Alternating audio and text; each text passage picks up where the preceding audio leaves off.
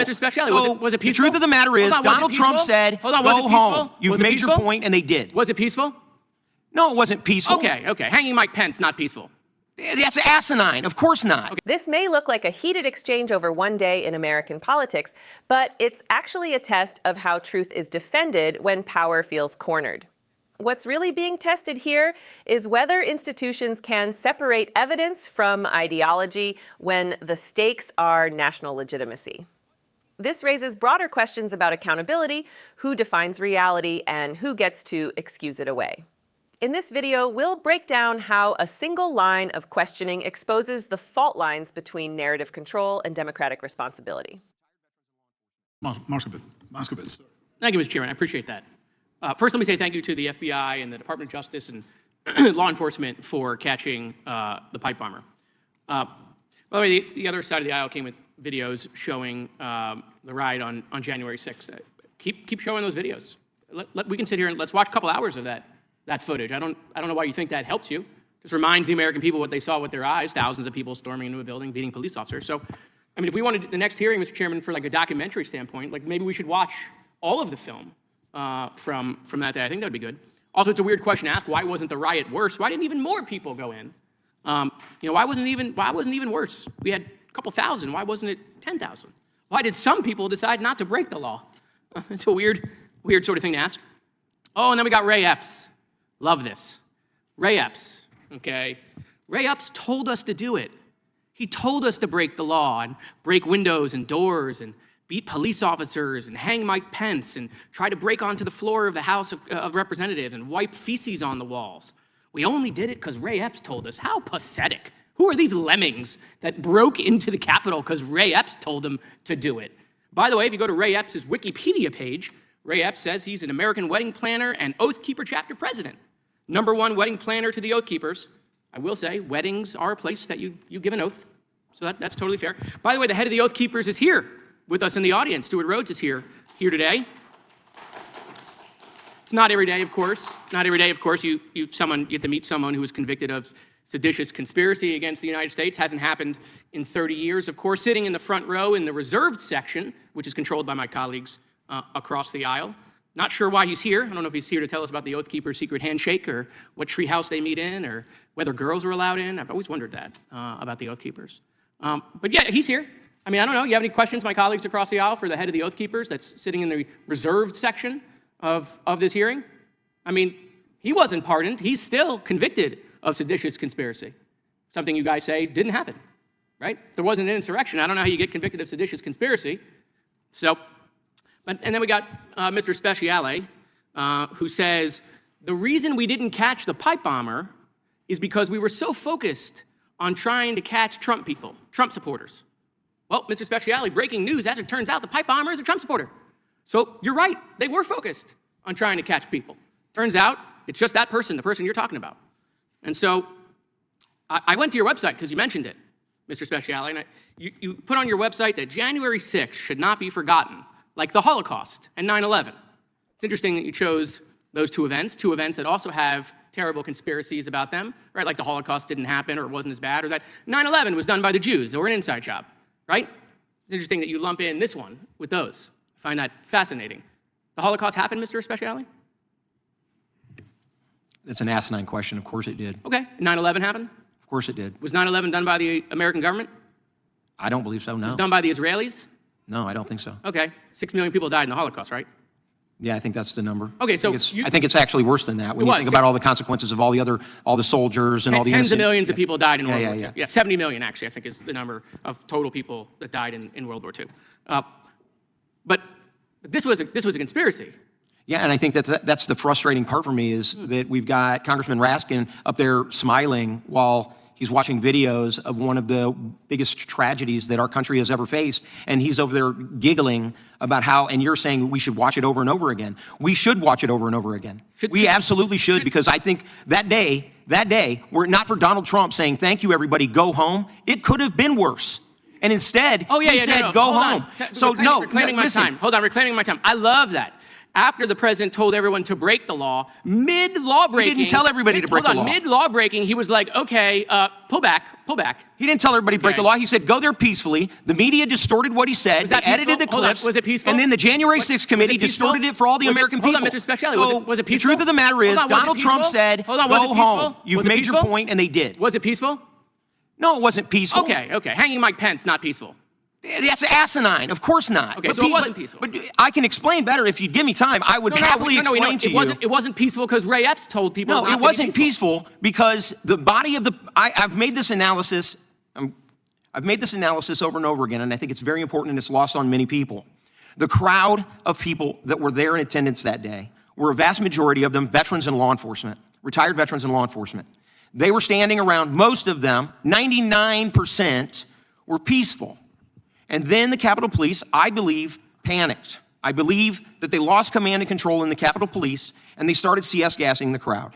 Well, veterans are trained to do one thing and one thing only, and that is fight tyranny and fight injustice. That is what we're trained to do. So when the Capitol Police began CS gassing the crowd, the veterans and the law enforcement stepped forward to protect the crowd. Yeah, and that right there is called a black swan. It is what I warned of in October of 2020 to the FBI Domestic Terrorism Task Force. That's how these things happen all around the world. They happen in Iran, they happen in Syria, they happen in Saudi Arabia, they happen in Libya. That's how it's done. And I was warning of that. And in this particular crowd, sorry. The gentleman's time has expired. You can submit the remainder comments for the record.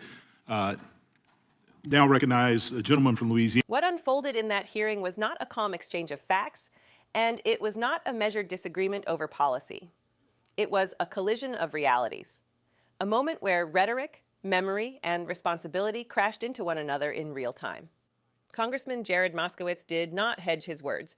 He pointed directly at what millions watched unfold, and he dared his colleagues to look again, not through edited clips or partisan framing, but through the unfiltered lens of what the country witnessed with its own eyes. As the room tightened, the argument stopped being about a single witness or a single theory. It became about accountability, about whether truth is something we preserve or something we reinterpret until it loses its shape. Moskowitz's remarks cut through a familiar pattern, the attempt to minimize, to deflect, to redirect, blame away from individuals and toward faceless forces or shadowy explanations. His challenge was blunt. If nothing happened, then why are there convictions? If there was no coordinated effort, why does the record say otherwise? This is where the hearing revealed something deeper than disagreement. It exposed a fracture in how power responds when confronted with consequences.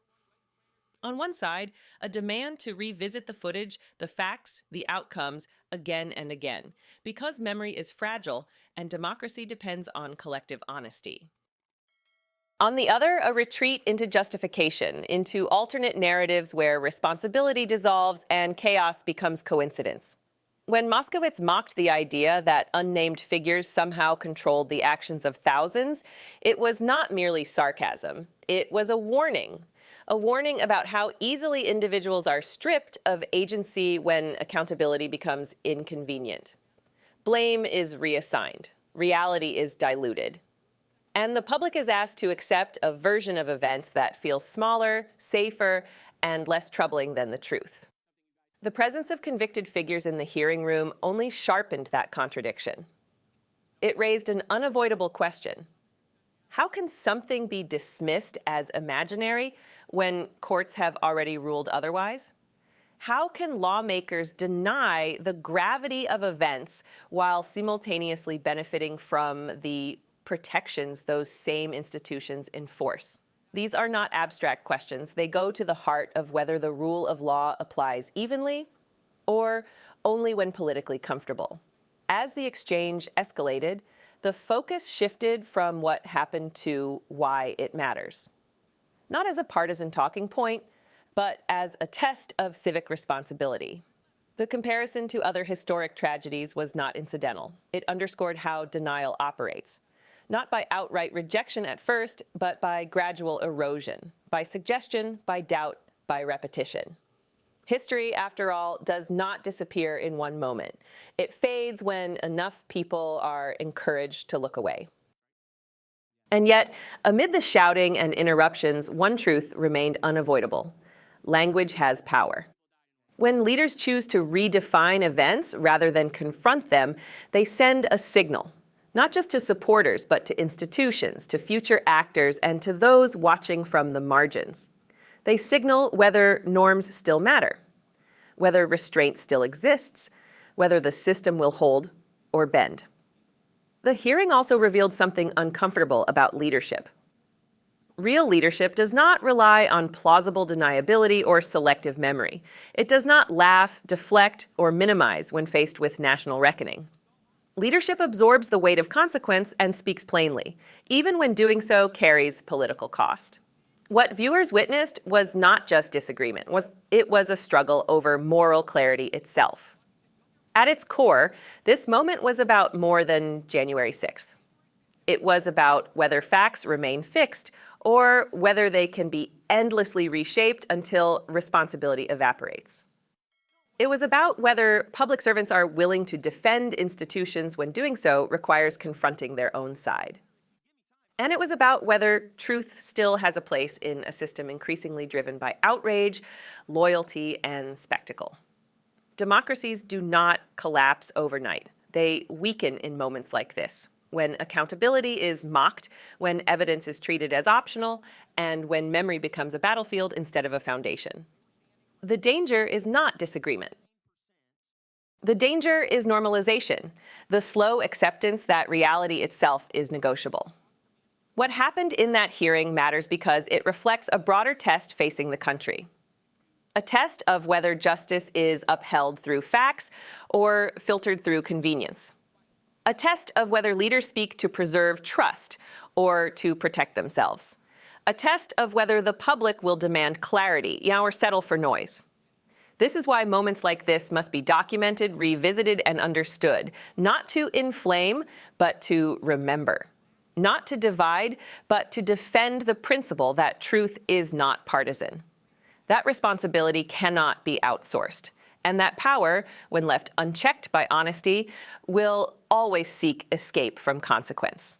The future of democratic accountability depends on what comes next, on whether viewers choose to engage critically, to ask hard questions, and to refuse comfortable myths.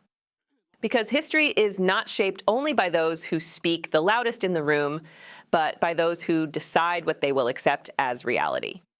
If you believe these moments matter, if you believe accountability should never be optional, and if you believe truth deserves a platform stronger than political convenience, subscribe to Liberty Report USA, support our work, and stay vigilant.